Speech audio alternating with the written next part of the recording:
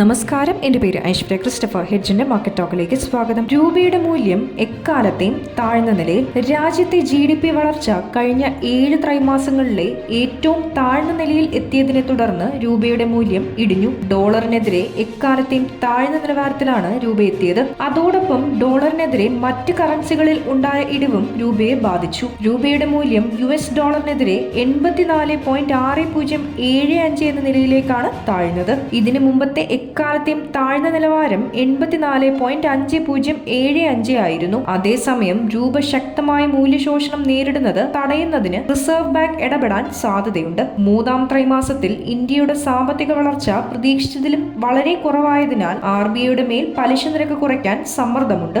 നവംബറിൽ വിദേശ നിക്ഷേപകർ ഓഹരി വിപണിയിൽ $250 കോടി വിൽപ്പനയാണ് നടത്തിയത്. ഒക്ടോബറിൽ നടത്തിയ $1100 കോടി വിൽപ്പനയുടെ തുടർച്ചയാണ് ഇത്.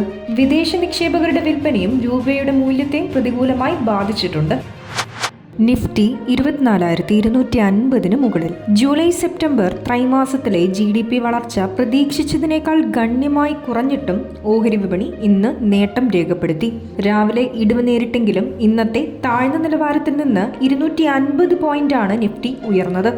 സെൻസെക്സ് 445 പോയിന്റ് ഉയർന്ന് 80,248-ലും നിഫ്റ്റി 145 പോയിന്റ് നേട്ടത്തോടെ 24,276-ലും വ്യാപാരം അവസാനിപ്പിച്ചു.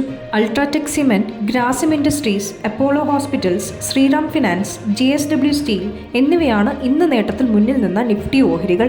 HDFC life, Cipla, IndusInd bank, SBI life, NTPC എന്നിവയാണ് ഇന്ന് കൂടുതൽ നഷ്ടം നേരിട്ട നിഫ്റ്റി ഓഹരികൾ. Auto, IT, media, metal, pharma, real estate സൂചികകൾ 1% വീതം ഉയർന്നു. BSE mid cap, small cap സൂചികകൾ 1% വീതം നേട്ടത്തോടെ ക്ലോസ് ചെയ്തു.